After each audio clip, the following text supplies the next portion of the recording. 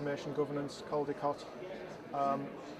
The finance data is readily available in most organisations. The biggest barrier I've found in every single piece of work I've tried to do, where it's going outside just my organisation's data sets, is actually being able to share clinical data.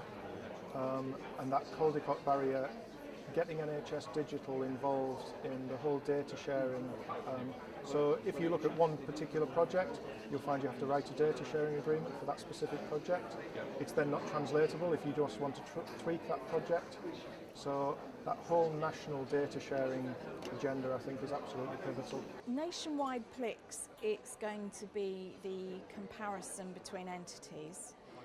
Costing standards coming on thick and fast from NHS Improvement now are going to help that process.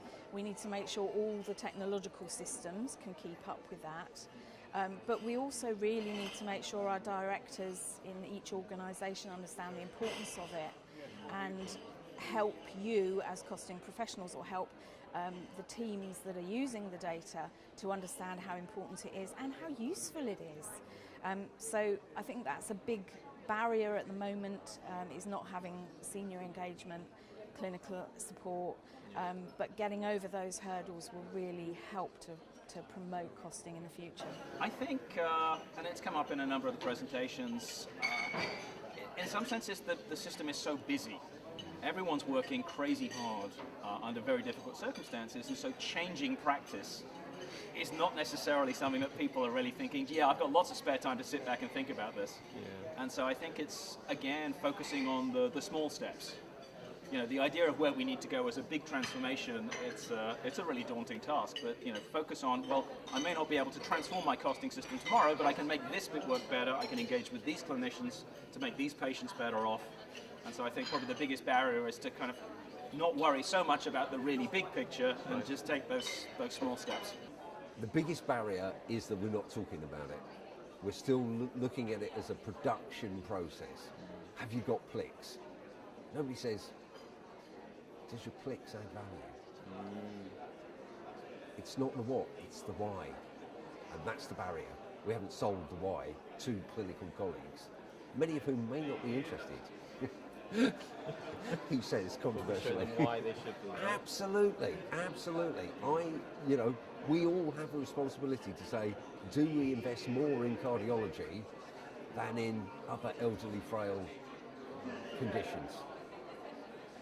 How do we make that judgment? There isn't an endless pot of money. How do we spend it best? How do we get the best return? How do we evaluate that value to the patient? Data sharing. Yeah, I'm hearing that a lot. Yeah. Silo behaviour and possession of data is endemic. And it doesn't matter whether we're talking about social care, talking to health care, primary care, talking to secondary care, two practices in the same street talking to each other. We are incredibly protective of data, and yet at the same time we don't believe it, so we don't use it. The messages around data are very, very mixed. But actually it's getting people to understand the data may not be clean, but there is a message behind that, and we can clean the data as we go along. But if we share it, you're going to get a much clearer understanding. If you have hospitals that are competing, then it's natural for one hospital to compete against another hospital to get patients to drive up their revenues. Clearly this is not a high value strategy, but it is one that the system has embedded. Similarly, if you start having foundation trusts and you have autonomous general practice, and then you have community services embedded in boroughs, the whole thing's broken up.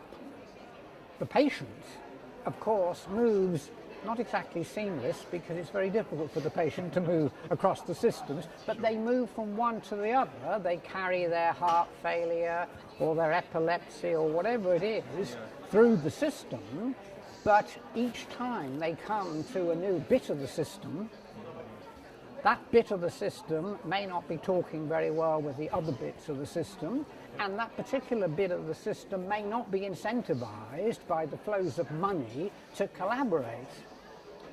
So all in all, you could hardly make it up.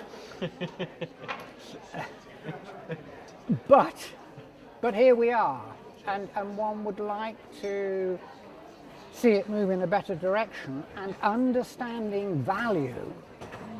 So value are outcomes that matter to patients, so really understanding those along pathways of care and understanding all those processes of a pathway of care, where it starts and where it ends, across the different people involved, and understanding the costs all the way along the pathway.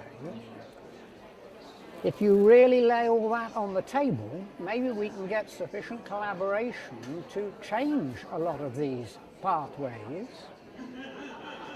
with the result that we produce pathways that are higher value. That is, they produce better outcomes at reduced cost.